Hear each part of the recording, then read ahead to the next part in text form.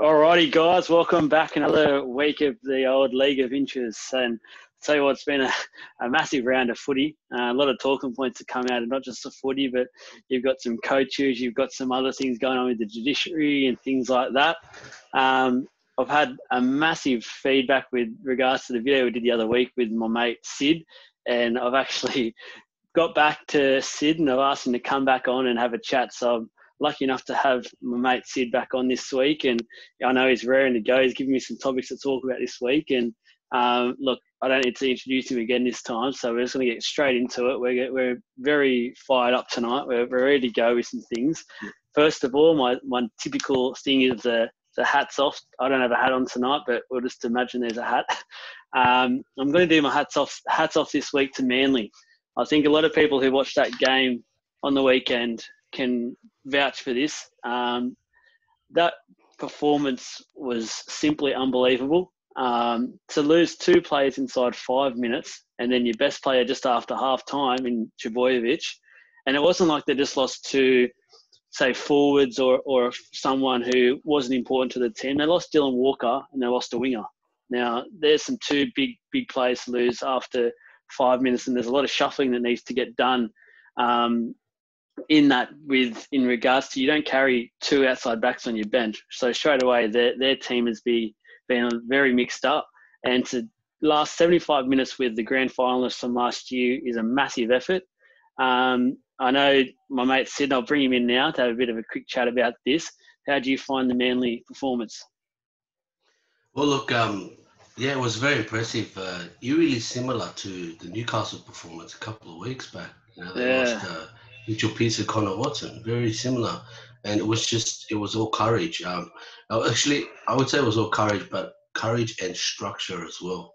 So, we always talk about good teams, they got good players, good coaches have good structures. So even if another player comes in, he'll do the job. And it was very impressive, as you say, two backs. They were lucky to have Lachlan Croker, who's kind of a 5'8" by trade, but then an outside back, they would have to put second row out there, put the centre on the wing.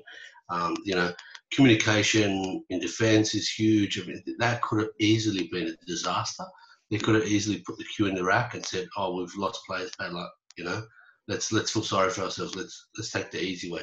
But credit to the team, credit to the players, credit to Hasler. The guy is one of those rare coaches that will get the players inspired to run through brick walls for him. Yeah, there's only a handful of them in the league at the moment. Yeah, well, Hasler's one of those guys where he loves that mentality of backs against the walls. He loves all right, no one expects us to win this now. Let's go out there and win it. And as soon as it happened, I actually said to myself, it was weird when it all happened. I said, you know what, Manly will win this from here. I don't know why I thought it. Any other team, I probably would have said they're done. But I knew that Hasler, the way he coaches and what he likes to do, I just said they'll do it. They'll do it tonight, and they basically did that. So one other thing I want to point on with this game before we move off this game would be the Raiders. I've got a little bit of some worries in regards to the Raiders at the moment. I didn't think their attack was there at all on the weekend. I thought they were very predictable, which last year they were far from that. They were a team you could hardly defend against. Now, I want people to cast their minds back to the last time that people were talking up the Raiders, which was 2018 after, I think it was 2017, they had a very good year. 2018 they came out and they basically had nothing. They pretty much ran bottomish of the table for most of the year and didn't look like doing anything. There's a real worry at the moment that could be the same case this year. I think Hodgson is their main go-to player at the moment, as with Whiten, and I think teams are starting to work him out a little bit. Where are you finding the Raiders at the moment, Sid? Okay, look, I hear what you're saying. I just think Raiders are one of those teams they still have their steely defense, but they're one of those teams that are falling in the trap of getting a little bit excited when they get the 6 more after 6 more after 6 more. I think there's a time for calm. The excitement is resulting in them being a little bit erratic with the ball. without being able to, show highlights or be able to demonstrate. There's a term that's used in football this year now more than ever, is structured, unstructured. So what that means is, when you get your quick play the ball and the defenders are going backwards, that's awesome. That's the time where you can do some damage. That's when you want your halves to have the ball while the defense is still going back. By the time it gets out to the centers, then they've kind of recovered and they're not in their face, right? So Canberra's getting the momentum up, be it a quick play the ball or be it a 6 more. But what they're doing is they're playing jungle ball after that. So the structured part of that theory, structured unstructured, is if you get a quick play the ball or you get a 6 more, don't play jungle ball. Still run a play. You need to be able to run a play on the fly, and this is the downside to having a new halfback. When you have, and no disrespect to George Williams, he's a great player, but it's going to take time. It's going to take time. Maybe they need to shorten their calls to one word, so each play just something where the boys can just spring into action and run a play rather than jungle ball, throwing it here, there, and everywhere, flick pass, long pass. If you throw a long ball and the winger decides to come in, it's all over. Yeah. If you know what I mean? If you want to do a short ball and then he decides he wants to cut on the inside, it's all over. These things look great, but they take planning. Yeah. And I think that's where the problem is. But Ricky Stewart is not stupid. He's another premiership winning coach. I haven't quite given up on the Raiders. Yeah, I like what you say there, especially just quickly on George Williams. And I think a lot of people seem to get the thing with them coming over from England, the English players, is that we often see the forwards come over and they do very well because they're in that bash and barge type of style. I think James Graham, and recently he's left your beloved Dragons, but he did it so good. He came out and he developed a bit of a passing game and really changed the way front rowers sort of played, where George Williams has come from a background with Super League where it's very off the cuff how they sort of play. It's very attack-based. He's now come to the NRL where since before, say, this year, it's all been basically defence-based. It still is somewhat. The game's trying to open up a bit more as we speak, but he's got to adapt to that. And it's harder for outside backs coming into the NRL from England than it is forwards coming from England into the NRL. And I thought he did well, say, against the Storm. So that was a benchmark team. He played very well that game. And he said it himself the week after that in a press conference. He goes, it's not just about one game. He wants to get consistent. And I think it's just going to take him a bit of time to get that consistent level back up to his game. So that's just my views on the Raiders at the moment, where they're at. I think it's a big test this week against the Parramatta Eels. And we'll see where both teams are at. We'll go into detail in a second about the other game. But the other one I want to talk about before we talk about the Eels-Roosters game is the South and Warriors game on the weekend. There's been a bit of fallout from this game, so there's a few things to touch on, which we'll try and get through. But one of the first things I want to mention is that a player of Latrell Mitchell's stature and the things that he's been through in his career the last, say, 6 to 8 months is nothing short of craziness. Like, I don't think anyone his age would be able to go through most of that, let alone it be in the papers, front and back pages for weeks on end. I think he's actually come back and he's done a hell of a good job. Everyone was questioning him if he was a fullback, myself included. I didn't know if he had the fitness in him. I think he's chewed everyone up and just gone, you know what, here we go, give me a couple of weeks, which has now been, and he's just acing it for mine at the moment. I think there's still a little bit here and there that he's missing, but it's going to get to him. I think just at the moment he's proving that he is a fullback. I think he's not there in the top 3 at the moment, but he's getting there closer and closer each game. How do you view his performance on the weekend, Sid? Yeah, look, I'm one of the few, rather than the many, the few that actually I like with Latrell. I like what he brings to a game. I like he has on a psychological element. He has, and I raised this point the other day when watching him. He was pushing and shoving with some marker for, I don't know, nothing, absolutely nothing. And I was watching with my brother, and he said, "Oh, look at him go, Latrell." He's like, and I said, "You know what's funny? most blokes play worse when they get angry, but he actually plays better when he gets angry. Wow. You know, and that's actually a rare quality, and he has that, like, he has an angry face, and people like villains, people like hating people. I hate that bloke, you know, and he seems to get that a lot because of his face. Yeah. But I still think it brings the best out of him, and I think I agree. There is more to come. He has an array of skill. He has the gift of height. You can't teach height. You know, he's got decent speed. He's got silky hands, and he's got instinct for the game. Like a lot of the best Indigenous players, they see things that no one else can see. You know. Yeah, exactly. And that's what we're seeing on the field. Look, the guy, there will be a defender in front of him, and somehow he wrong foot the guy, draw him in, and then draw somebody else in, and then offload, and you've seen like nearly 10 tries this over 3 games, I think.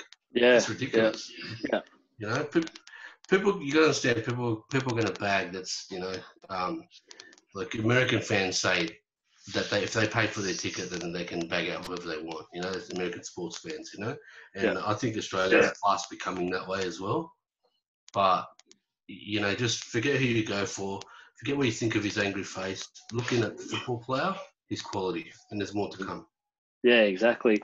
A little thing on that game that I noticed is that for the Warriors was going in the corner for a try, which looked for all money like it was going to be a try. Latrell came over and covered offence, as all the good fullbacks do. Collected him, unfortunately, high. Now, I was personally shocked that this happened and it was play on even after the replay in the game was stopped. They looked into it. There was nothing of it. There was no penalty. There could have possibly been, I've seen in the past, that's a penalty try every day of the week I've seen. There was literally nothing. There was no report. There was nothing, which leads into a point where it mixes into both this and the next game we want to talk about is the match review committee and on the reports and things like that. I think it's, at the moment, it just seems like it's a lottery. I think it's one of the big things in the game at the moment that no one's got a real knowledge of what's actually going on. What's the difference between a grade 1, a grade 2, a grade 3, and whereabouts is all this happening? Because for me personally, after the Nathan Brown one gets a grade 2 and he gets 2 weeks, I've got to say Latrell Mitchell's one, if that's a grade 2, 2 weeks for Nathan Brown, Latrell's probably looking at 2 to 3 weeks from just that hit alone. I don't know if you saw it sit or not, but how do you think of that hit, and what are you thinking at the moment of the match review committee and gradings and things like that? Look, the match review committee has been a sort of sour point for some time now because of the lack of consistency. Because I'll use the great ranter's word. That's Phil Gould. I'll use his words. No 2 tackles are the same. Yeah. And same thing with no 2 indiscretions are the same. You're in a point where reputation plays a big part. Like, for example, and not just in record as well. Like, for example, Jared Waerea-Hargreaves, he does a high tackle and they go nuts. Yeah. They go nuts. And yes, he's a dirty player, or a dirty-ish player for a long, long time, but he's also the enforcer of the team. So they'll celebrate him and say he's an enforcer, but they'll say he's dirty. Like, pick one. Yeah. Do you like him or not? Every team would love to have him. I'll be honest. And with regards to high tackles, if you want to talk about consistency, I mean, there's an interesting thing I read, and they use the term trial by media. So when there's a furor with the media, then the sentence, or the punishment, it matches that. So the public, what they think is public perception. Yeah. The media can just say whatever they want and release it in their multiple outlets, and all of a sudden people are talking about it, Yeah. And like, I'll give you one example. In the last game, Jordan Pereira did a high tackle with the Dragons. He did a high tackle on Corey Thompson, who had just signed with the Titans after from the Tigers, and he was looking to hit the ground running, and he hit the ground, but he didn't get up. Ball hit. That high tackle was Corey Thompson was passing, and he's already short, and he tends to crouch, and he tends to slip over every time he passes. Yeah. It's like he's just developed this technique where he needs to slip every time he passes. And then Pereira's arms were down and he clipped him in the head. And again, I was watching it with family and my brother goes, "Oh, that's fine. Look how low he is." I said, they'll give him 2 weeks. And he said, "Why?" And I said, "He's got no record, but they're going to give him 2 weeks." I tell you why, because it's not a good look. Yeah. It hit him in the head and he slept for a little bit. You know, he was asleep just for a little bit. He closed his eyes just for a little bit. That's enough, because they don't want mums pulling more kids out of football. You know, parents pulling more kids out of football. So, which brings me to my point is that sometimes the look plays a part too. You know, so that you got the trial by media, and you also got what it looks like, even if it's a swing and a miss. You know, if you go for high tackle and you miss, but it's replayed on every channel, the guy will probably get a letter of warning for his technique. You know, something worth mentioning, and I think that goes a long way to contributing to the issue with inconsistency in the judiciary. Yeah, I think you're right there, and I think even just in the Para Roosters game, which we'll get to in a second here, is that we've seen that what Nathan Brown has now been suspended for 2 weeks, and it's been confirmed last night in the judiciary.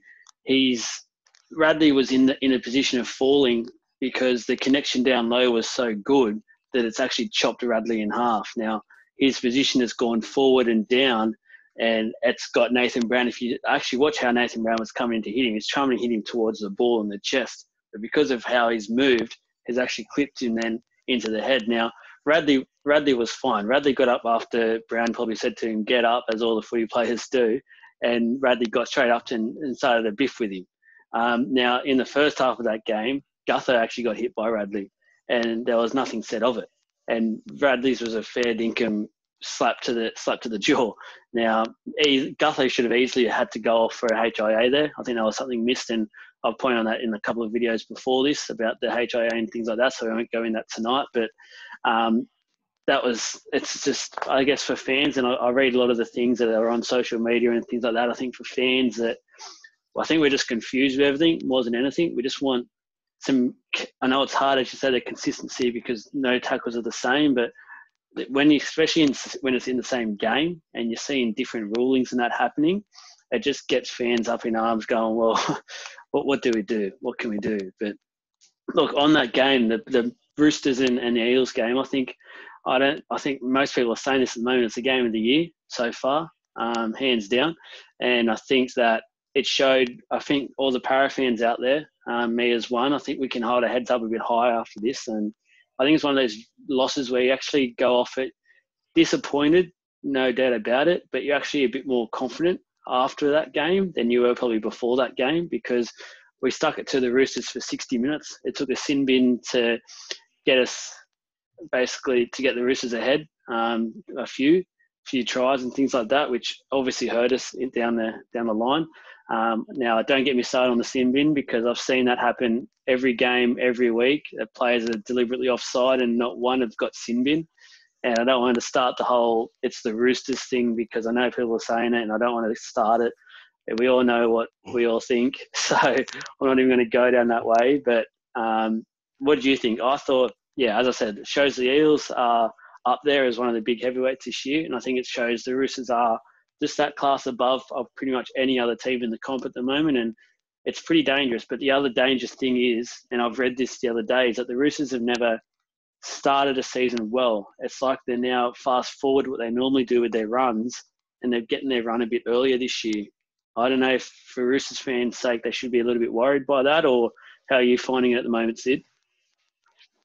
Look, you've covered a lot of points there, but in relation, I'll work backwards if you like, in relation to the run of the Roosters.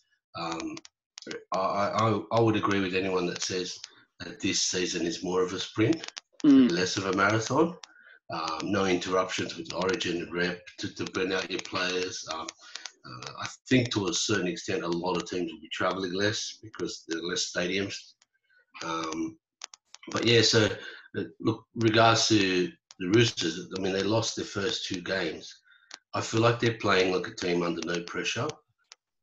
They know their systems, they know their structure. I described them last time we had a chat as the team that as a team that's been together 5-6 years, and doesn't matter which player you put anywhere, they're just that team. There's always that one team in every competition that's just been long-term together, and they're just there and they just play. And what happened to you guys, if I may touch on your game, I felt that Eels had them on the ropes for a while there, and I thought they had them rattled. I really do. Somewhere along the lines, in and around that sin binning, maybe a little bit before that, actually before that sin binning, you kind of lost the momentum, and then the harder Parramatta tried to get it back, the more 6 agains they gave away. And then they said, all right, we'll stop doing that. So they kept getting off them quick, and then it became touch footy. And Roosters did a set, then they scored. And then they did another touch footy set. Parramatta was so scared. The Eels players were so scared to give away another 6 again or another penalty, because they were burning juice with each set, and that's what blew out the scoreline. And that's why, as you know, it was not a true reflection of the game. But you guys can take a lot away from this.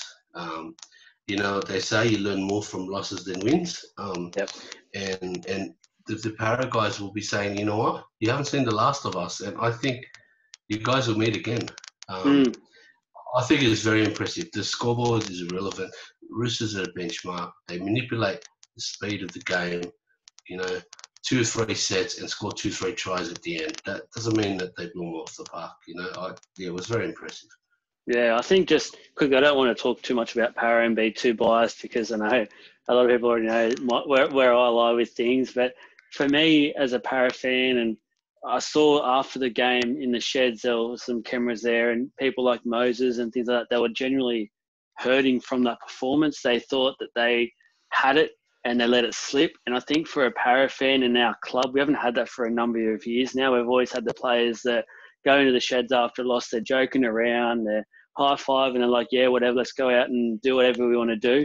And I think it was actually really good to see for once that we've got that character in the club now that says, you know what, it's not good enough. Like, we lost to the Roosters, and yep, they're a great side, but we were there and we had them, and we let it slip tonight. But it was like that look in their eye, and as you just pointed, it was that look in some of their eyes that said, they've got us this time, but I reckon I've worked out how to get them next time, and I'm up for this challenge next time. So bring on September, October, whatever it's going to be this year. Play them in December if we have to, but they'll be ready to verse them, if you know what I mean. So, and I think that's what you want to see in your team. You want to see that hurt after a game, and it shows that it means something to a club. Look, something I want to touch on with you, which I know you've been very vocal about in the past. You actually predicted this a couple of weeks ago. The Kearney sacking by the Warriors. Now, I think a lot of people are getting caught up in the hysteria of everything that has happened around the Warriors and moving out to here, and 100% respect everything that they've done for the game and being away from their families. It's 100% nothing but respect for the Warriors. But the thing with Kearney and why they've made this decision from my personal view is that this wasn't just because of this year. The Warriors haven't been a great club now or a great side for a number of years. It's not just, oh, hang on, we've moved to Australia and we've played 3 bad games, we're going to get rid of Kearney. I think this has been a build-up, and I think they now know that they need someone to go in there and be a hard-nosed coach that's not going to take the bro mentality and really clean the place up. They need a very hard-nosed, experienced coach in there, not a young guy anymore. How do you see it? I know you haven't been a big fan of Kearney, and you saw this coming, but why did you see it coming? Look, I think one time we had a chat and we didn't actually release the video, but I was talking about the bottom 3 coaches, or the 3 pretenders, and Kearney was one of them. We probably won't have time to go through the whole thing, but Kearney, McGregor, and Seibold. And no surprises now. Anyone could say, they're genius, But we've been talking about this for a lot longer. We've been talking about Seibold. I told you about Seibold a year ago, for example. And Kearney, I'll just tell you very, very quickly. I'm sure he's a nice guy. He's I remember last time we spoke, I told you he's a club man like McGregor. He's a good bloke, very popular around the park. he's had, exposure to some of the game's elite in terms of coaches and all that sort of thing. I just don't think he's cut out, and it's unfortunate, but it's a results business. And unlike the Dragons, the Warriors seen that this guy's not performing and they have to let him go. You can be nice all you want. Business is business, but if you're running a business and your brother's not performing, you have to sack your brother. If your mum's not performing, you have to sack her. Yeah. That's it. Kearney's a nice guy. He's not performing. The numbers aren't good. The players aren't improving. They backed him to the hill and back. I can tell you, year after year, they got Tuivasa Sheck, they got Tohu Harris, they got Adam Blair. Then they said they needed an organising 5'8" to help Sean Johnson. They got Blake Green, and they pay big money for these guys. And then they said, oh, no, Sean Johnson's the problem. They got rid of him. The problem is him. His problem is Kearney. And now they've identified that. And look, you know what? Kudos to them for doing their courageous decision to do it now. Yeah, they may get some backlash. People may, I don't know, I'm not in any of the Warriors, Facebook groups or whatever else, but they may get some bagging about being heartless or whatever. But I think they did the right thing for their club. They have bags of talent. They have a massive nursery. They have the whole country. Yeah. They should be doing it right. They should be doing better. Yeah, I 100% agree on that one. And I think that the culture of the Warriors, the whole, it shouldn't have been done, it should have been, should have had their back, is the reason why the Warriors have been how they have been for so long now. And as you said, they've got a whole, people going about the Broncos having a whole city to pick from. Well, these guys have a whole country to pick from. And you can't tell me that they can't poach a couple of these union players that aren't getting a run, who have got some skill there and things like that. And some of the other guys out there and give them a run for they should be much higher up than what they are. And again, 100% respect for what they're doing at the moment, and nothing but respect for them. But I think this was something that needed to happen, and it'll be interesting who they choose as coach. I think they need someone hard-nosed, like a Tim Sheens type figure in there or something that'll clean the place up. Their ideal scenario would be a Wayne Bennett, but I don't know if that's going to happen.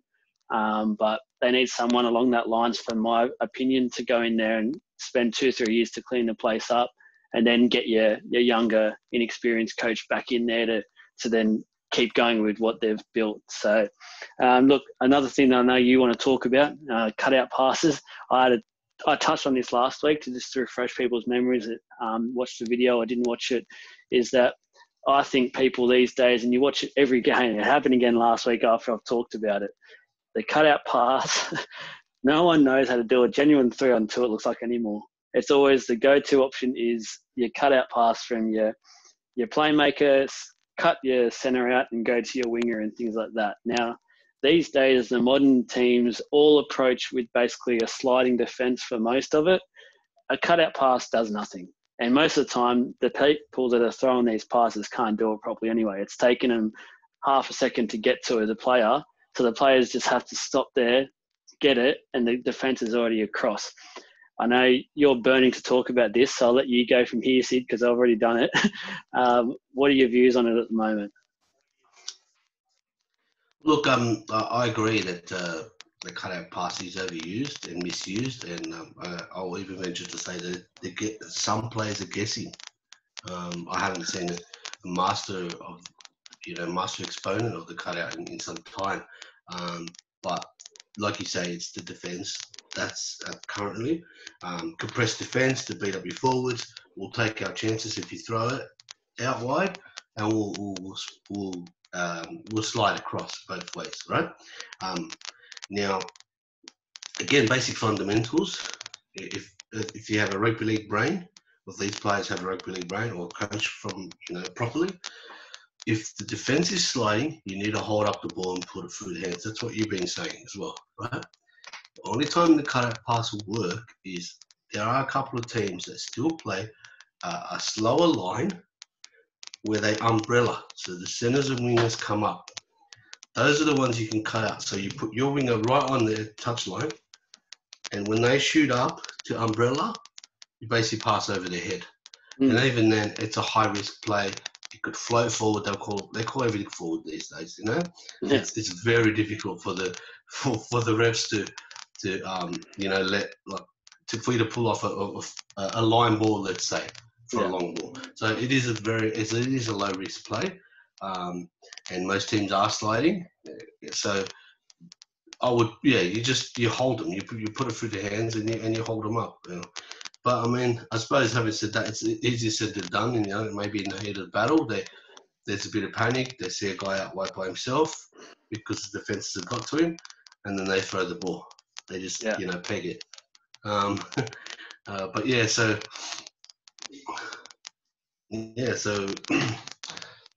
that's my thoughts on the cut parts. Yeah, no worries. It might improve as the weeks go on. Yeah, while you're going, I'll give you another one that I know you want to talk about. All I'll name is the player, and I'll let you take it from there. Mitchell Pearce. Okay, all right. Look, I'll try not to be so negative, all right, because that's no good. It's no good to rant. The guy's an elite player. It's damn near impossible to make the big leagues these days, you know. But you mentioned on your video that Newcastle should have put 40 or 50 odd on the Broncos. Yep. This is sort of like a grievance I've had for some time. The reason they did it is because Mitchell Pearce he bombs a lot of chances. He does this thing where he engages the line, he holds the ball like this, right? He gauges the line, usually in the 20, so in good ball area, as they call it. He gauges the line and he just turns it, belts it into someone, even if the guy's right next to him. You know, and the pass quality is terrible. It's too hard, even if his teammate is right next to him. And the commentators don't say a word. When he's involved, even remotely involved in something decent, Mitchell Pearce, they love him. I get it. He's Wayne Pearce's son, and Wayne Pearce is such a good bloke, and everybody loves him. And you know how I talked about how everyone likes a villain. They also like a hero, and Wayne Pearce is everyone's favorite bloke, and Mitchell's is inherited that. Look, the point of me saying this, I think, is that I don't know if he's going to, at 31, learn how to stop doing that.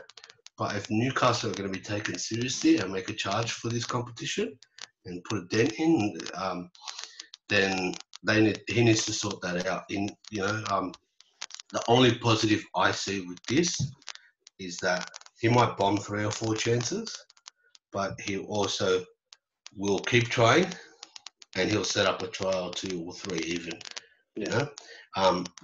That would show mental strength. The James Maloney school of mental strength, where he used to get interviewed and go, you led in 2 tries, and he would just laugh. Yeah. And and he would say, I set up 3 tries and I kicked every goal. Yeah.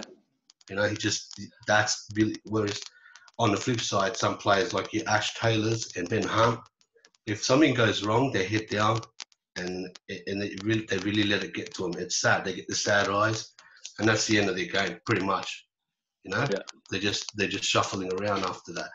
So it's not all negative. Credit where credit's due. It shows a bit of mental strength, but that's why I think he will never get to that next level. The Andrew Johns, the Jonathan Thurston, the Cooper Cronks, Alan Langas, Ricky Stewart, these guys that constantly deliver and hardly ever made an error. You think about hardly ever. Yeah. Yeah. No, I think you make a good point there, and this is just something that you've actually seen, and you pointed it towards me about it. And since you've mentioned it to me, I've sort of thought about it a bit more and understood where you're coming from with it. It's not a bash on any player. That's not what it is, just an opinion on what is happening. I think for Mitchell Pearce, I think he's been haunted a lot because of the past Origin experiences he had, and going up against your Cooper Cronks, your Jonathan Thurston, your Billy Slaters, your Cameron Smiths. And I think it's taken him a long, long time to get over that. And I don't think he's still over it yet. I think now that they've basically all retired from the game, bar Cameron Smith, obviously, it's helped him and getting that win up last year.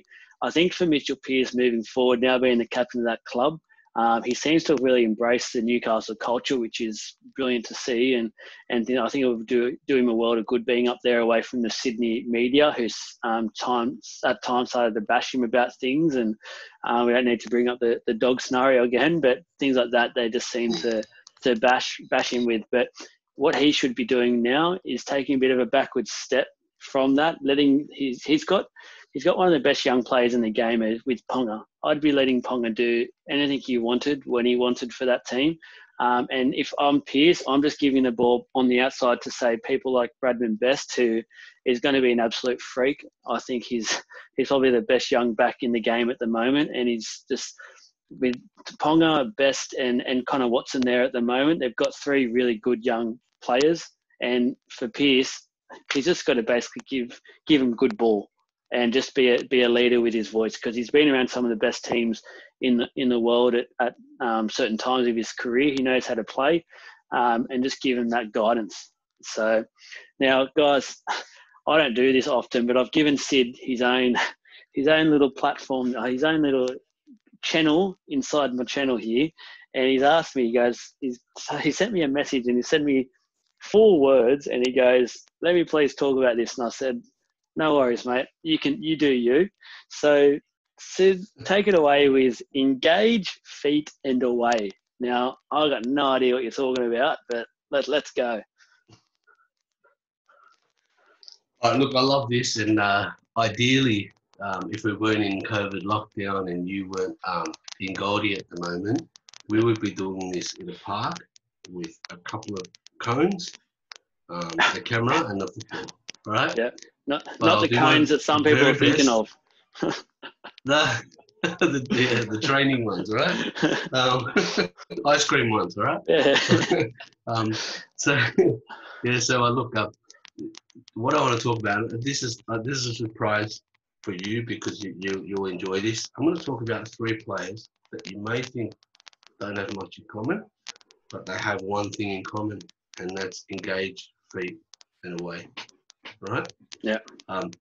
3 players are Luke Keary, Kalyn Ponga, and Mitchell Moses. They are the 3 best exponents of this. Are you starting to get a picture now? Okay. So if you can imagine, the forwards have rolled. You Newcastle boys, you got your Saifidis and Clemmer and these sort of guys rolling, and it's quick play the balls. They just got a 6 more, and the defense is still going backwards. Parramatta, you got Nathan Brown, and you got Junior Paulo, and these guys, they're rolling, and the defense is going backwards, and they spread it out to the back line while the defense is going backwards. And the same thing with Keary, Warrior Hargraves and Takiaho and all these guys, right? The defense is going backwards, and these guys, they get the ball. Defenders still trying to scramble, trying to number up, because that's what they do. They start with the winger and go in, hastily. And then what these guys, Ponga, Mitchell Moses, and Keary do is they find their number, they find their man, they will engage him, right? Engage the defender. According to their feet, they're going to look at their feet. This is why we need to do it in person. They'll look at their feet, and I want you to look out for this weekend, and you're going to love it. They'll look at their feet, and if, for instance, say I'm holding the ball, right, I'm holding up for the camera, and I'm going to go that way. Yeah. I want this foot to come forward. Okay. Yeah. Then I'll go around. Right. Then I'll go around. I'll not only engage this guy, I'll use my turn of pace. In the case of Ponga, he'll use a bit of strength as well. And then I'll go around, and then I'll engage the next defender, the other man who's supposed to mark my teammate. Right? Yep. Okay. And I'll get him, and then I'll either give it, or if he goes in hard on my teammate, I'll go through. Basically, it's all about where the feet are. They tell you where to go. So from the guy in front of me to this next guy who's supposed to mark my teammate, I'll know whether to pass short, long, inside, go myself, or kick high, low, or grubber, or whatever. Yeah. Right? And those 3 players are the best exponents at it. They do it all the time. Moses has been doing it since mid last year, and he's got it down pat now. As soon as there's a quick play, you see him running diagonal with his upright running style, and he'll look like he's going to pass, and he's already halfway through a gap. He knows it's no fluke. He knows what he's doing. Kiri's the same. He'll engage and he'll go off his right foot and just enough to get to the other guy interested, and then he'll give it off to his second row or his centre or a long ball to the winger or a grubber or whatever he wants to do. Ponga's the same as well. Yeah. Engage the player. As soon as they know what they're doing, boom, they're gone. Left or right, all three players. It's brilliant to watch, and they keep doing it. The defenses, they just can't handle it. I don't know, video sessions, whatever. It just doesn't matter because they'll just wait till the defender plants his feet, and the defender's feet will tell the attacker where to go. Yeah. What do you reckon? Yeah, I think 100% correct there. I love that, and it's interesting that it's three players who have such tremendous running games, and Ponga has such a good step that we all know. But I also think Moses and Kiri both have pretty good footwork that are pretty underrated.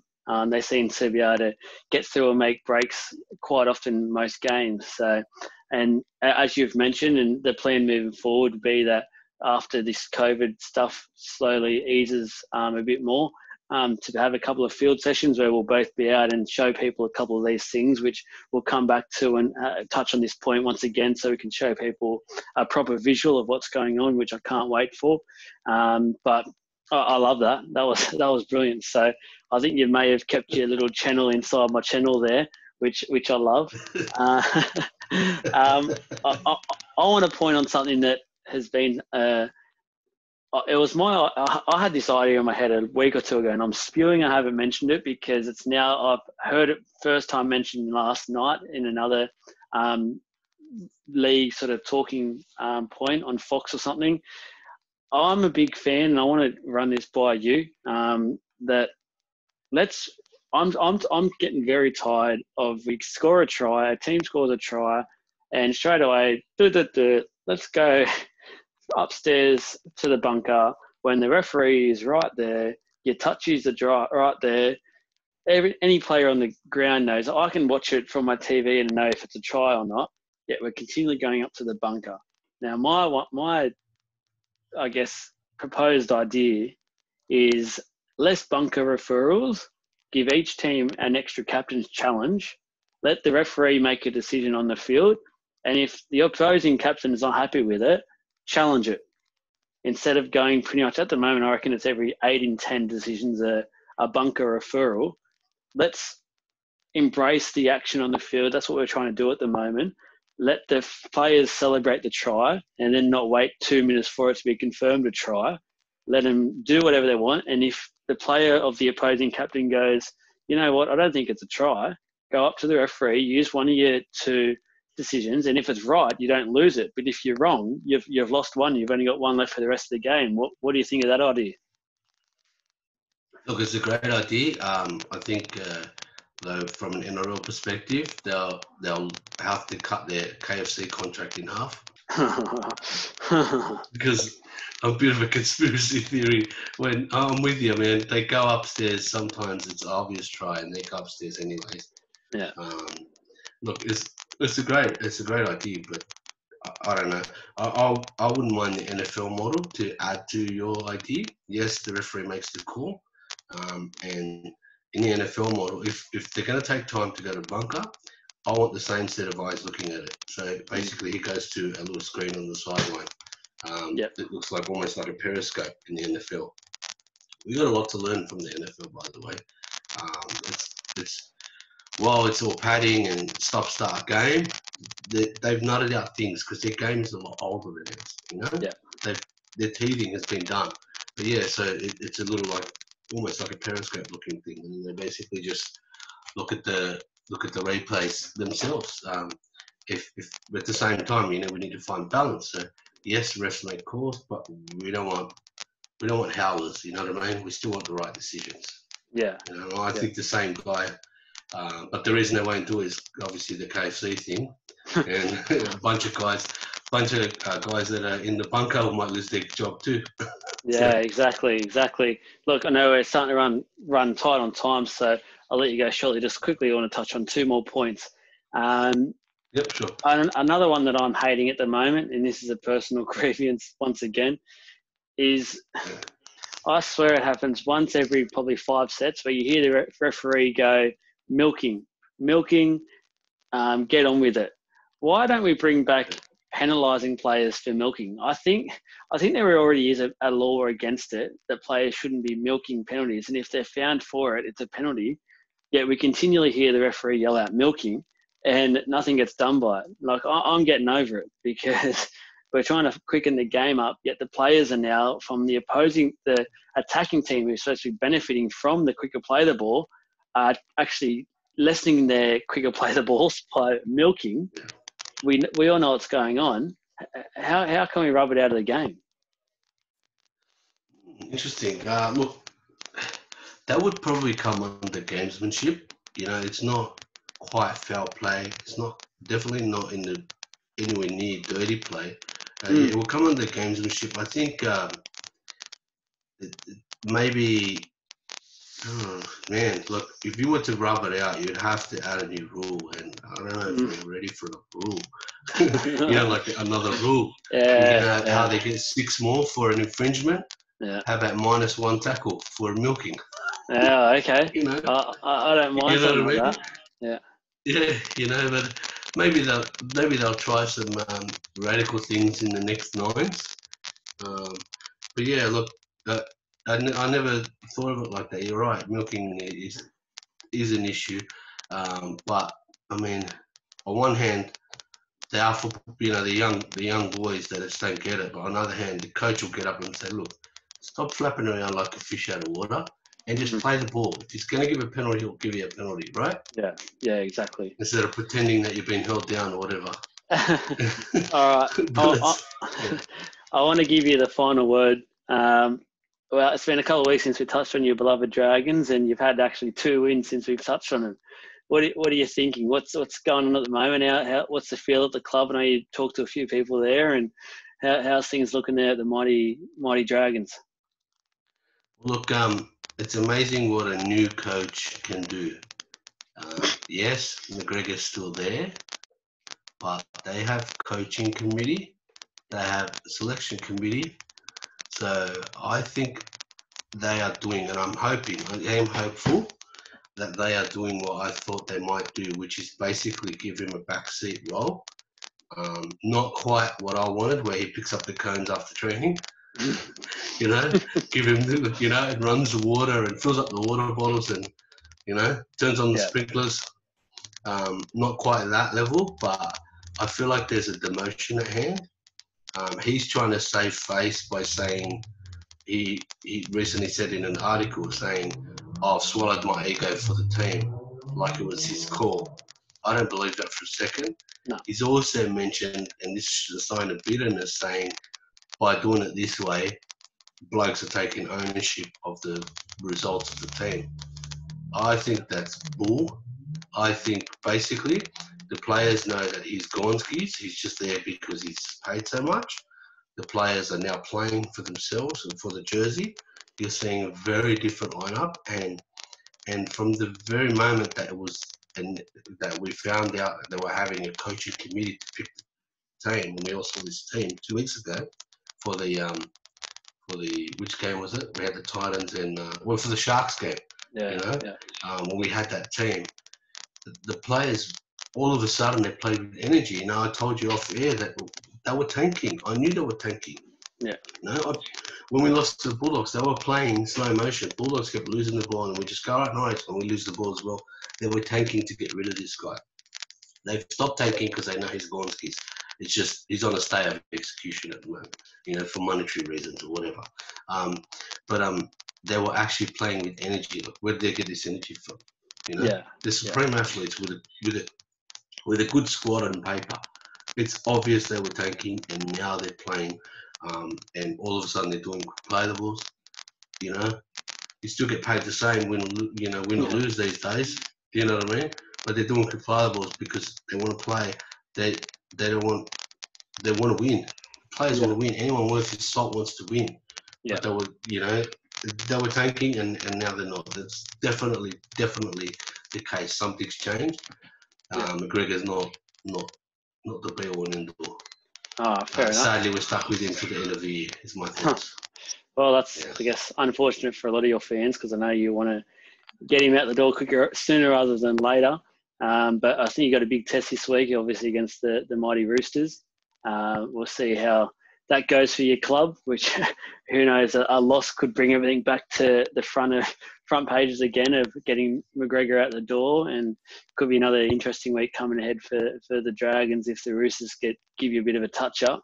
But mate, I appreciate your time. I know it's late at night tonight. You had to get the kids to bed, things like that.